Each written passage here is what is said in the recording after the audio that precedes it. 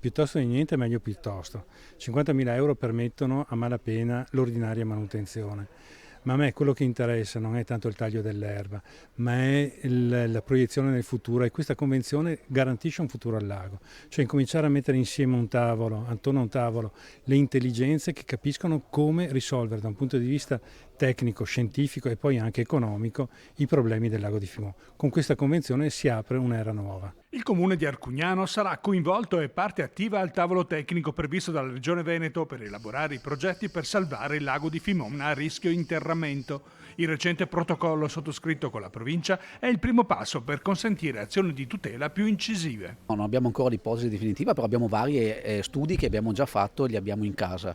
Adesso la commissione tecnica prevista da questa convenzione dovrà aprire appunto gli studi che sono effettuati e individueremo la strada che ci convincerà di più e che riuscirà appunto ovviamente rispettosamente rispetto all'ambiente, rispetto alla fauna, rispetto alla flora, rispetto a questo ambiente, appunto la soluzione che ci convincerà di più per salvare la vita di questa zona, di questo lago.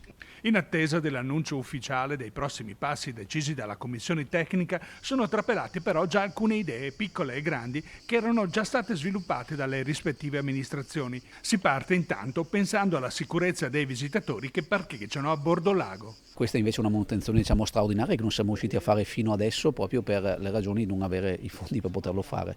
Abbiamo un ponticello che è stato chiuso perché era pericolante, adesso appunto grazie a questa convenzione lavoreremo nelle prossime settimane per riuscire a riaprirlo e a ridonarlo ai cittadini che vogliono percorrere questa zona bellissima. Ci sono tante idee, noi abbiamo presentato un progetto col PNRR per portare acqua al lago di Fimò, che vuol dire ossigeno a un malato che ha bisogno proprio di aria fresca. Noi nella Valle dei Mulini c'è una sorgente con una portata minima però costante e abbiamo già presentato questo progetto per incanalare quell'acqua e portarla al lago di Fimò.